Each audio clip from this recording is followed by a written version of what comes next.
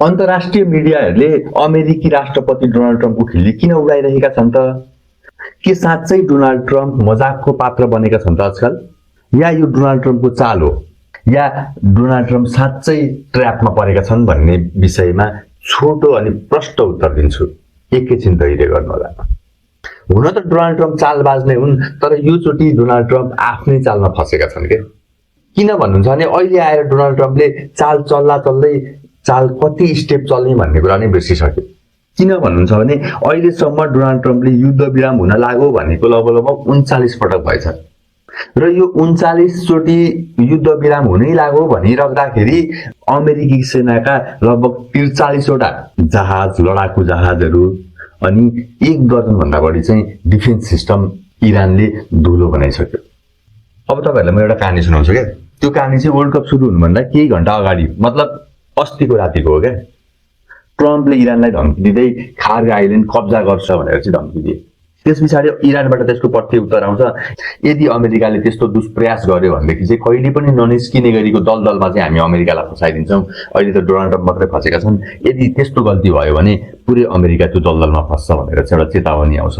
त्यो चेतावनी आएको लगभग 1 घण्टा पनि नबितिकन डोनाल्ड ट्रम्पले अब हामी सम्झौता गर्ने भयौँ, कुरा मिल्यो, खार्ग आइल्यान्ड कब्जा गर्ने मेरो योजना चाहिँ क्यान्सल भयो भनेर चाहिँ फेरि अर्को ट्विट गर्छन् डोनाल्ड ट्रम्प। त्यस पछाडि फेरि भोलिपल्ट अर्थात् हिजो इरान भन्छ कुनै सहमति नै भएको छैन, हाम्रो कुनै कुरा नै भएको छैन, यो सबै डोनाल्ड ट्रम्पका चाहिँ मनगढन्ती कुराहरू हुन् भनेर भन्छ। हो, यिनै कुराहरूको आधारमा चाहिँ डोनाल्ड ट्रम्पलाई उडाइरहेको छ, डोनाल्ड ट्रम्पको चाहिँ बेइज्जत भइरहेको छ अन्तर्राष्ट्रिय मिडियाहरूमा। तर यसमा डोनाल्ड ट्रम्पको मात्रै दोष चाहिँ छैन क्या, फेरि वास्तवमै बुझ्ने हो भने, किन यसको अर्को पाटो पनि छ। हो, मजाक बनाउने एउटा समय अनि ठाउँ पाएका कारणले गर्दाखेरि सबैले मजाक उडाइरहेका छन्। किन भन्नुहुन्छ भने इरानका दुईटा शाखा छन्, तपाईलाई थाहा छ, एउटा आईआरजीसी, अर्को इरानको गभर्नमेन्ट।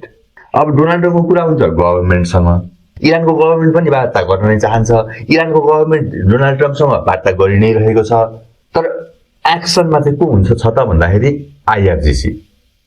आईआरजीसी को जुन प्रतिक्रिया छ त्यो प्रतिक्रियालाई लिएर चाहिँ डोनाल्ड ट्रम्पको बेइज्जत भइरहेको हो क्या। तर हामीले बुझ्नुपर्ने प्रष्ट कुरा चाहिँ के छ भने यो युद्धबाट थकित इरान पनि भएको छ, यो युद्धबाट थकित अमेरिका पनि भएको छ। दुवैजनालाई चाहिँ यो काउछो भएको छ हैन। कसरी हुन्छ यो समस्या समाधान गरेर निस्किन पाए हुन्थ्यो भन्ने अमेरिकाको पनि चाहना हो र इरान पनि जसले जे भने पनि इरान पनि युद्ध नै चाहिँ चाहदैन।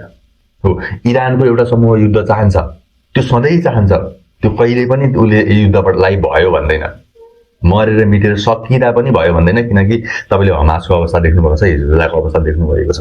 अन्तिम सास रहन्जेलीसम्म पनि इरानमा भएको एउटा शक्ति जसले युद्धलाई कहिले पनि नकार्दैन। 24 घण्टा 12 महिना ऊ युद्धका लागि तयार हुन्छ, त्यो शक्ति इरानभित्र छ भनेपछि त्यही शक्ति मात्र इरान होइन। र यति भन्दै फेरि पनि राजनीतिक, भौगोलिक अनि ऐतिहासिक घटनासँग सम्बन्धित भएर तथ्यको जानकारी लिएर आउने पाछा सहित बिदा हुन्छु। नमस्ते।